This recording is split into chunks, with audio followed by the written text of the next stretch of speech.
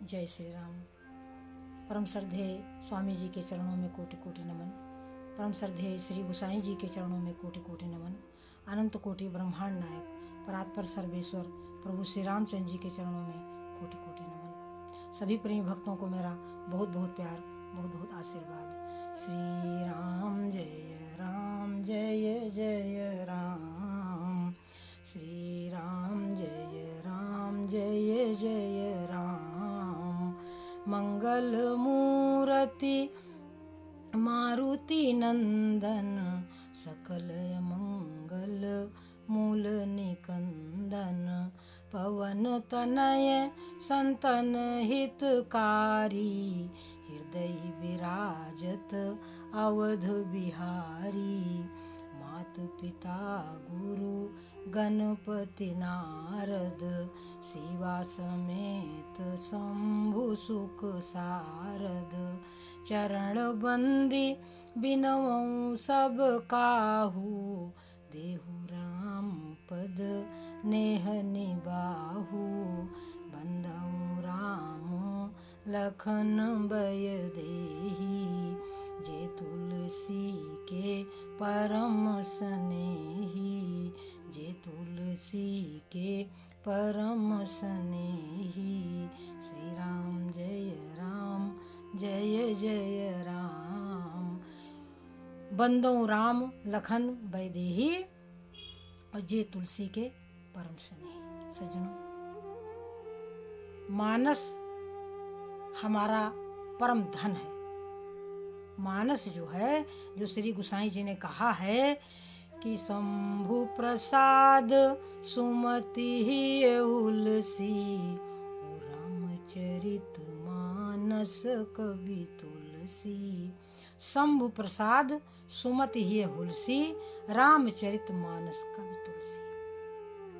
ये जो रामचरित मानस है, ये तुलसीदास जी का दिया हुआ प्रसाद है, प्रसाद। और जिसने इस प्रसाद को ग्रहण कर लिया, वो हमेशा के लिए परम पद का अधिकारी हो जाएगा। सज्जनों, परम पद कहते किसे हैं? परम पद है भगवत चरणों में अनुराग। बिना भगवत चरणों के, जो अनुराग के बिना कोई परम पद टिकने वाला नहीं है। भाई, जो ईश्वर प्रेम है वो क्या है? वो ज्ञान के लिए एक गड्ढा है, गहराई है, जहां हम ज्ञान को रख सकते हैं। गोपियों ने कहा कि कौथल जहां ज्ञान को राखें। कहां पर रखें ज्ञान को? कैसी बुद्धि हो गई है उधो तुम्हारी? तो इसलिए जो ईश्वर प्रेम है, जहां ईश्वर, मान लीजिए हमको ईश्वर प्रेम है, तो हमें सदा सदा उन्हीं की स्मृति रहेगी, उन्हीं का स्मरण रहेगा। यदि प्रेम ही नहीं है तो कौन सा परम पद? परम पद रुकने वाला, टिकने वाला नहीं है। सज्जनों, संसार की कोई भी स्थिति इतना सुख नहीं दे सकती जितना ईश्वर प्रेम दे सकता है। अब ये है कि हमको ईश्वर प्रेम, जैसे पति से प्रेम होता है, मैंने पहले भी वीडियो में कह रखा है कि पति से प्रेम, संसार से प्रेम, विषयों से प्रेम, वही प्रेम प्रभु में हो जाता है। तो जो प्रेम गहन हो जाता है, गहरा हो जाता है, उसी को कहते हैं मोह। प्रेम तो सबको है, भगवान से प्रेम सबको है, परंतु गहन प्रेम कहाँ है, यानी ममता कहाँ है, यानी मोह कहाँ है? वो संसार से है। कौन ऐसा होगा संसार में जिसको भगवान से प्रेम नहीं होगा? ऐसा नहीं हो सकता। भगवान से प्रेम तो नास्तिक भी करता है। क्यों भाई? नास्तिक सुख तो चाहता है, आनंद तो चाहता है, जीवित तो रहना चाहता है। बस यही हो गया परमात्मा। भाई, हम जीवित रहना चाहते हैं, ये ज्ञान हो गया, और ज्ञान सबको है। हम जीवित रहना चाहते हैं ना, इस विषय का ज्ञान हो गया। अब हम डरते हैं कि हम मर जाएंगे, हम मरते कभी नहीं। संसार में हम सुख चाहते हैं, भगवान आनंद स्वरूप है, तो सुख ही तो आनंद है। तो हम यदि सुख चाहते हैं तो हम भगवान को चाहते हैं, यदि हम ज्ञान चाहते हैं तो हम भगवान को चाहते हैं, और यदि हम क्या कहते हैं, प्रेम चाहते हैं, तो भी हम भगवान को चाहते हैं। सब तरीके से हम प्रभु को चाहते ही चाहते हैं। नास्तिक भी प्रभु को चाहता है, क्योंकि कौन ऐसा दुनिया में जो आनंद नहीं चाहता? कौन है ऐसा जो जीवित नहीं रहना चाहता? तो जीवित रहने वाली बात माने सत्य। अनजाने में ही हम भगवान से प्रेम करते हैं सज्जनों। परमात्मा सच्चिदानंद स्वरूप है, तो सत्य से प्रेम कौन नहीं करता? सब करते हैं। भगवान से बड़े प्रेम ना करें, परंतु सत्य से प्रेम करता हर कोई। देखिए, जो सीधा साधा सरल व्यक्ति है सबको प्रिय होता है। भले हम झूठे हैं, कपटी हैं, भले हमारे में बनावट है, भले हमारे में दम्भ है, भले हमारे में पाखंड है, लेकिन पसंद हम सत्य को ही करते हैं। जो सीधा साधा सरल है वो हमको प्रिय होता है। हम उस मार्ग पे नहीं चल सकते, परंतु एक सीधा साधा सरल निर्दम्भी सबको प्रिय होता है। इसलिए हम स्वभाव से ही भगवान से प्रेम करते हैं। परमात्मा सत्य चित आनंद स्वरूप है और हम उससे प्रेम करते ही हैं। आनंद की चाह ही तो परमात्मा है, सत्य की चाह ही तो परमात्मा है, जीवित रहने की चाह ही तो परमात्मा है। हम कभी मरते नहीं, हम नहीं मरते। हम कब मरते हैं? जब हम अधर्म के मार्ग पर चलते हैं, तब हम मर जाते हैं, तब हमारी आत्मा मर जाती है। मरने का मतलब सो जाती है। जब हम आत्मा का सुनेंगे, जब आत्म अनुभव को मानेंगे, तब आत्मा हमारी मदद करेगी। अन्यथा जब हम उसकी तरफ देखेंगे ही नहीं, जब वो हमको अनुभव कराती है परंतु हम उसकी तरफ देखते ही नहीं, तो फिर वो भी सो जाएगी, क्या करेगी? इसलिए जब हम गलत पथ पर चरण रखते हैं तो उस समय हम मर चुके होते हैं, क्योंकि उसके बाद फिर हमें अधोगति में जाना है। आत्मा तो सब में है, पापी में भी आत्मा है, परंतु सुसुप्त है। और जहाँ भगवान का प्रेम है, जहाँ धर्म है, जहाँ सुंदर सद्विचार है, वहाँ आत्मा जागृत है। सभी जीवों में आत्मा है, चींटी से लेकर के हाथी तक, परंतु वो जागृत नहीं है, वो सुसुप्त अवस्था में है। अब उसी सुसुप्त अवस्था वाली जो आत्मा, उसको जगाना है आपको। वो तीनों कालों में ज्यों की त्यों है, परंतु हम उस तरफ ध्यान नहीं देते। कोई बच्चा अपने माता पिता कहना ही नहीं मानेगा, तो क्या करेंगे माता पिता? चुपचाप बैठ जाएंगे। वही स्थिति है कि शरीर को चलाने वाला आत्मा की तरफ हम देखेंगे ही नहीं, हम आत्मचिंतन करेंगे ही नहीं है, शास्त्रों का पठन करेंगे ही नहीं, संतों का कहना मानेंगे ही नहीं, तो फिर हमारा कल्याण कैसे होगा सज्जनों? सारे कल्याण के मार्ग जो है बंद हो जाएंगे। इसलिए हमें संतों की शरण में जाना चाहिए। विगत वीडियो में मैंने आपको समझाया था कि प्रभु श्री रामचंद्र जी ने अपने ऐश्वर्य का दर्शन माता कौशल्या को करवाया, और वह आनंद के सिंधु हैं। जो आनंद सिंधु सुख राशि, जो सुख की राशि हैं, आनंद के सिंधु हैं, सीकर तैत्र लोक सुपासी। जिनकी कृपा की एक बूंद मिल जाए तो सारा तीनों लोक तृप्त हो जाए। और करना भी चाहते हैं कृपा, परंतु कोई कृपा का अधिकारी हो, कोई कृपा का अधिकारी हो। हम चाहते ही नहीं कि प्रभु हमारे ऊपर कृपा करें, हम प्रभु को जानना ही नहीं चाहते, हम मानते ही नहीं कि भगवान जैसी चीज कुछ इस संसार में है, और जबकि भगवान के बल पर ही हम खा रहे हैं, भगवान के बल पर ही हम चल रहे हैं। जिसमें हमारा परम कल्याण है उस तरफ हम नहीं देखे। कहते हैं कि है सो सुंदर है सदा और नहीं सो सुंदर नाही, है सो सुंदर है सदा नहीं सो सुंदर नाही, और नहीं सो परगट देखिए है सो दिखे नाही। देखिए मतलब समझे कि है सो सुंदर है सदा। परमात्मा जो नित्य है वो सुंदर है, अद्भुत है, अलौकिक है, आनंद स्वरूप है सो सुंदर है सदा, और नहीं सो सुंदर नहीं। संसार नहीं में जा रहा है तो वो कैसे सुंदर हो सकता है? उसमें जो माया का स्वरूप है, उस माया में भगवान की शक्ति है, इसीलिए वो माया सुख रूप भासती है। उस माया की अपनी कोई शक्ति है नहीं, उसमें जो कुछ शक्ति है वो भगवान की भरी हुई है, इसीलिए सुंदर लगती है। हम इस बात को जानते नहीं, जानना चाहते नहीं, समझते नहीं, समझना चाहते नहीं। तो नहीं सो प्रगट देखिए, जो नहीं है वो सामने दिख रहा है, और है सो दिखे ना, जो नारायण है वो नहीं दिखता। तो वही चीज है कि हमें इस तरफ ध्यान देना होगा। कि हम कौन हैं, हम कहाँ से आए हैं और हम कहाँ जाएंगे। अभी पिछले जन्म में जो हमने बोया था वो इस जन्म में हम काट रहे हैं। सज्जनों, श्वास धीरे ही धीरे निकल जाएगी, श्वास धीरे ही धीरे निकल जाएगी, कामना धूल में सारी मिल जाएगी, कामना धूल में सारी मिल जाएगी। ये जो तुमको जीवन मिला है, जो हम नित्य कामना कर रहे हैं, ये सब धूल धूसरित हो जाएगा। सारे जीवन में अपयस कमाते रहे, द्वार द्वारों पे ठोकर ही खाते रहे, इस कुटिल गति से मुक्ति न मिल पाएगी, इस कुटिल गति से मुक्ति न मिल पाएगी, श्वास धीरे ही धीरे निकल जाएगी। जो मिला है सदा वो रहेगा नहीं, जो मिला है सदा वो रहेगा नहीं, यह अहम कायम जग में रहेगा नहीं। हाय ये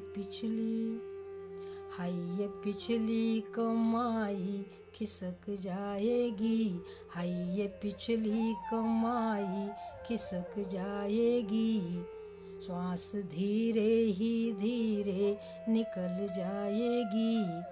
हरि के चरणों में जो तू लगा प्रेम से, अपने जीवन का पल पल बिता प्रेम से, नाम जपने से बिगड़ी संवर जाएगी, नाम जपने से बिगड़ी संवर जाएगी, श्वास धीरे ही धीरे निकल जाएगी। तो सज्जनों, ये है, तुम्हारे काम चाहे पूरे हों और चाहे अधूरे हों, काम पूरे हों चाहे अधूरे रहें, एक दिन जाना जरूरी है सब कोई कहे, मौत धोखे से आकर निगल जाएगी, मौत धोखे से आकर निगल जाएगी, श्वास धीरे ही धीरे निकल जाएगी, कामना धूल में सारी मिल जाएगी। तो हम कामनाओं के दास न बने, हम कामनाओं के दास न बने, हम भगवान के दास बने, हम प्रेम के दास बने, हम सत्य के दास बने, हम संतों के दास बने। तो इस सार गर्भित बातों को हम सुने, समझें और धारण करें। इसी से हमारे नारायण ने अनेकों प्रकार की लीलाएं करी। देखो, वे है तो अनंत कोटि ब्रह्मांड नायक, परंतु लीला क्या करते हैं, लीला कैसे करते हैं, उस लीला को देख करके बड़े बड़े ऋषि मुनि महात्मा भी मोहित हो जाते हैं। कैसी लीला प्रभु करते हैं। जब नन्हे बालक थे तो अपने मित्रों के साथ में खेलते रहते थे। राजा दशरथ जब भोजन करने बैठते थे तो कौशल्या से कहते थे कि जाओ बुला लो बच्चों को, भोजन कर लें। तो कौशल्या जब बोलन जाई, ठुमुक ठुमुक प्रभु चलई पर आई। प्रभु नन्हे नन्हे पांव से भाग जाते हैं। श्री गोसाई जी लिखते हैं कि निगम नेति शिव अंत न पावा, उताही धरे जननी हटि धावा। निगम नेति शिव अंत न पावा, ताही धरे जननी हटि धावा। और किसी तरीके से कौशल्या माता उन्हें पकड़ करके लाती हैं। तो क्या करते हैं कि धूसर धूरी भरे तन आए, ओ भूपति बिहसी गोद बैठाए। खूब धूल से भरे हुए आते हैं, जैसे आमतौर पर एक नन्हा बालक करता है। दूसरी धूरी भरे तनु आए और भूपति भैंस गोद बैठाए। राजा दशरथ हंस करके उनको गोद में बिठा लेते हैं, और जब बिठा लेते हैं तो उनको खिला देते हैं दही चावल राजा दशरथ, और उनको खिलाने के बाद खुद खाने लगते हैं। अब प्रभु देखते हैं कि पिताश्री जो हैं वो भोजन में मग्न है, तो भोजन करत चपल चित इत उत अवसर उपाय, ओ भाजी चले किलकत मुख दधि वोदन लपटाए। तो मुंह में दही और चावल लगा हुआ धीरे से भाग जाते हैं। देखते हैं कि पिताश्री भोजन में उनका ध्यान हट गया हमारे से, धीरे से भाग जाते हैं। तो सज्जनों, ऐसी प्रभु लीला करते हैं, ऐसी प्रभु लीला करते हैं। और बड़े बड़े जो उनको सामने देखते हैं उनको बिल्कुल विश्वास नहीं होता कि ये नारायण है, बिल्कुल विश्वास नहीं होता। और इस मोह में हमारे काकभूषण जी फंस चुके हैं। अभी कल मैंने क्या कहते हैं, काकभूषण जी फंस चुके हैं। और ऐसा ही वशिष्ठ देव जी ने भी कहा उत्तरकांड में। एक बार वशिष्ठ जी प्रभु श्री रामचंद्र जी के पास आए, जहां आराम सुख धाम सुहाए, जहां पर प्रभु श्री रामचंद्र जी सुख के धाम विराजमान थे, वहां पर हमारे वशिष्ठ देव जी आए। प्रभु श्री रामचंद्र जी ने बड़ा आदर किया, सुंदर आसन दिया उनको बैठने के लिए, चरण धोए, सुंदर आसन दिया। तो इसके बाद हमारे वशिष्ठ देव जी महाराज कहते हैं कि हे राम, तुम्हारे नित्य मनुष्य जैसी चरित्र देख करके मेरे मन को मोह होता है, मेरे मन को मोह होता है। अपनी कहानी बताया वशिष्ठ देव जी ने। क्या कहानी बताई कि हमको यहाँ की पुरोहिती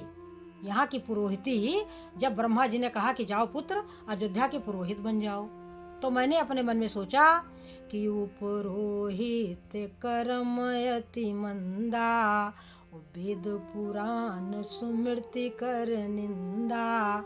वेद पुराण स्मृति सब इसकी निंदा करते हैं, तो मैं पुरोहिती ले नहीं रहा था। तो क्या कहा ब्रह्मा जी ने कि परमात्मा ब्रह्म नर रूपा, ओहि है रघुकुल भूषण भूपा।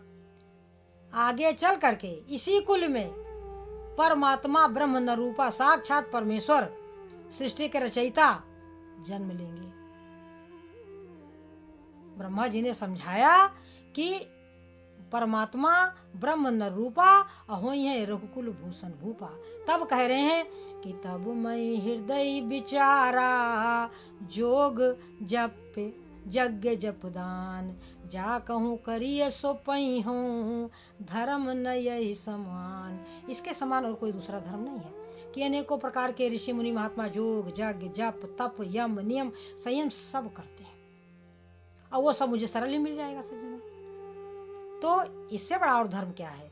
तब मैंने यहाँ की पुरोहिती को स्वीकार किया। तो हे राम, मैं तुमसे एक वरदान मांगता हूँ कि मेरा जो मन है, तुम्हारे प्रति जो प्रेम है, वो हमेशा बना रहे, कभी घटे नहीं, यानी मुझे भक्ति का वरदान दे दो। तो सज्जनों, वशिष्ठ देव जी महाराज ने भी प्रभु श्री रामचंद्र जी के से भक्ति का वरदान मांगा है, और ये बताया है कि राम देखी नित्य चरित तुम्हारी। तो जो वशिष्ठ देव जी मोहित हो सकते हैं, तो हम और आप किस गिनती में आते हैं सज्जनों? भाई कोई कैसा भी हो, भगवान है, वो मनुष्य जैसी लीला कर रहा है, तो हम उसको कैसे पहचानेंगे? तो सज्जनों, भगवान राम जब धराधाम पर होते हैं तब भी उनको केवल ऋषि मुनि महात्मा ही पहचानते हैं, और कोई पहचानता नहीं है। और वह अपने ऊपर योग माया का पर्दा डाले रहते हैं, और अपने भक्तों के ऊपर भी योग माया का पर्दा डाले रहते हैं। भक्त को और भगवान को कोई पहचान नहीं सकता, नहीं पहचान सकता, कोई नहीं पहचान सकता। देखने में हम सब एक जैसे हैं, और प्रवचन भी हम सब एक जैसा कर रहे हैं। केवल हम जानते हैं अपने आप को, या भगवान जानते हैं, बस। तीसरा व्यक्ति जान ही नहीं सकता। कब जानेगा वो? जब वो हमारी स्थिति में आ जाएगा, जब वो बन जाएगा सच्चा भक्त, तब वो पहचानेगा। बस इसके पहले वो पहचान ही नहीं सकता भक्त को। वो भगवान अपने भक्त को छुपाए रखते हैं, और स्वयं भी छुपे रहते हैं सामने, परंतु वह दिखेंगे नहीं। और लोग सोचते हैं कि वह शंख चक्र गदा पद्म लेकर के प्रकट हो जाएंगे। ऐसे नहीं होता सज्जनों। इसके लिए तो ध्रुव जैसी तपस्या करनी पड़ेगी। इसके लिए तो आपको प्रहलाद और ध्रुव जैसा बनना पड़ेगा। वो हम कर नहीं सकते, वो हम नहीं कर सकते। और उस हड्डियों को करने की जरूरत भी नहीं है, क्योंकि ध्रुव जी के सामने प्रभु प्रकट हुए, अंतर ध्यान हो गए। तो वही हम भगवान को, भगवान कण कण में है, तो उन्हीं प्रभु का हम भजन करें ना। उनका आना कितना सुखदाई और उनका जाना कितना दुखदाई, सोचो। इसलिए पहले भी हमको भजन करना है और बाद में भजन करना है। तो बस प्रभु को हम महसूस करें, उनका आना तो ठीक, पर जाना कितना दुखदाई। गोपियां क्या कहती हैं जब प्रभु भगवान श्री कृष्ण चले गए मथुरा, तो कहती हैं कि मधुबन तुम कत राहत हरे, मधुबन तुम कत राहत हरे, मधुबन। अरे मधुबन तुम कैसे हरे रहते हो। कह रही हैं कि बिरह वियोग श्याम सुंदर के, ठाढ़े क्यों न जरे, मधुबन तुम कत राहत हरे, मधुबन। कह रही गोपियां कि वो चितमनी तू मन न धरत है, वो उनकी सुंदर चितवन, वो उनकी मीठी बाणी तुझको याद नहीं आती। मधुबन से कह रही हैं कि विरह वियोग श्याम सुंदर के, ठाढ़े क्यों न जरे, तुम खड़े खड़े क्यों नहीं चल गए, तुम कैसे हरे भरे बने हो। गोपियों ने बाल नहीं संवारे, गोपियों ने श्रृंगार नहीं किया, केवल मथुरा नगरी और ब्रज के बीच में केवल जमुना जी का फासला था, लेकिन गोपियां उन्हें याद करती रहीं, रोती रहीं, बिलखती रहीं, परंतु मर्यादा नहीं त्यागा। वह कृष्ण भगवान के पास नहीं गई, वह कृष्ण का ध्यान करती रहीं, कृष्ण के गुणानुवाद का चिंतन करती रहीं। तो प्रभु सज्जनों, राम का प्रेम और कृष्ण का प्रेम सरल नहीं है सज्जनों। हम तो कभी चाहते ही नहीं कि वो मेरे सामने प्रकट हो, मैं तो बिल्कुल नहीं चाहती, क्योंकि मैं उन्हें देख सकती हूँ परंतु मैं उन्हें वियोग नहीं सह सकती। मैं भजन कर सकती हूँ, मैं शास्त्र पढ़ सकती हूँ, मैं उनके प्रेम में मगन हो सकती हूँ, मुझे सब कुछ स्वीकार है, परंतु वह आए और चले जाए, ये मुझे बर्दाश्त नहीं। इसलिए वह आए तो फिर आए, आए तो फिर आए, कभी जाए ना। इसलिए उनका भजन ही हमारे लिए बहुत ही सुखमय आनंदमय है। हम जानते हैं कि वो अपने भक्तों के हृदय में प्रकट रहते हैं, सदा प्रकट रहते हैं, तो हम उन्हें महसूस करते हैं, हम उनकी याद में रहते हैं। दर्शन क्या है, दर्शन करके फिर तो हम बावले हो जाएंगे। बिना दर्शन के जब ये हाल है तो दर्शन करके तो हम कैसे जीवित रहेंगे सज्जनों, जीवित नहीं रह सकते। इस संसार में रहना बहुत बहुत बहुत कठिन है, इस संसार में हम रह नहीं सकते। जो सच्चा भक्त है वो रह नहीं सकता, बड़ा मुश्किल है जीना। यदि असली प्रेम प्रकट हो जाए तो समझ लो फिर हमारे सामने रोने और हंसने और गाने के बाद 3 कार्य के आगे हम कुछ कर नहीं सकते। हम केवल यही 3 कार्य करेंगे सज्जन। इसलिए भगवान अपने भक्त को संभाले रहते हैं कि ये कहीं पागल ना हो जाए, ये कहीं बावला ना हो जाए, इसलिए उसको संभाले रहते हैं। इसलिए हम लोग बोल पाते नहीं, हम लोग कुछ ना बोल पाए सज्जन। ये बड़ी विलक्षण स्थिति है, इसको जो जानता है वही जानता है। तो इसलिए भगवान का भक्त या तो अपने आप को जानता है और या तो उसको भगवान जानते, बस और कोई तीसरा व्यक्ति जान नहीं सकता, और जानने की जरूरत भी नहीं सज्जनों, कुछ जानने की जरूरत नहीं। केवल इतना जानो कि जो भगवान हमारे भीतर है वही तुम्हारे भीतर है। तुम भी शास्त्र पढ़ो, तुम भी संतों के वचनों को सुनो, तुम भी भगवान का भजन गाओ, अपने आप समय आने पर तुम्हें पता चल जाएगा कि ईश्वर प्रेम क्या है। इसमें लेकिन जल्दबाजी नहीं करना है। जो भोग सुखों के त्यागी हैं, प्रभुता से पूर्ण विरागी हैं, वो पथिक पहुँच पाता जिसको यह मन की माया छल न सके। यह प्रेम पंथ ऐसा ही है जिसमें सब कोई चल न सके। हर किसी के बस की बात नहीं है, भगवान ही चलाए तो हम चल सकते हैं, अन्यथा हम तो बिल्कुल एकदम गिरे हुए हैं। इसलिए सज्जनों, इन्हीं शब्दों के साथ अपनी वाणी को विराम देंगे, इस आशा के साथ कि हम भगवान का भजन करेंगे। बस जब उनकी इच्छा होगी तब वो दर्शन देंगे, जब उनकी इच्छा होगी तब वो प्रकट होंगे। हम इसको ये चिंता नहीं करनी है, हमें केवल और केवल, क्योंकि हमें और कुछ चाहिए नहीं, हमें उनका भजन ही चाहिए। तो इसलिए उनका आना जितना सुखदायी, उनका जाना उतना ही दुखदायी हो जाएगा। उस वियोग को सहन करना हमारे बस की बात तो है नहीं, इसलिए हम नहीं चाहते कि वह आए। वह हमारे हृदय में, हम उनको महसूस करते रहें बस, हम उनका ध्यान करते रहें बस, हम उनका नाम जपते रहें बस।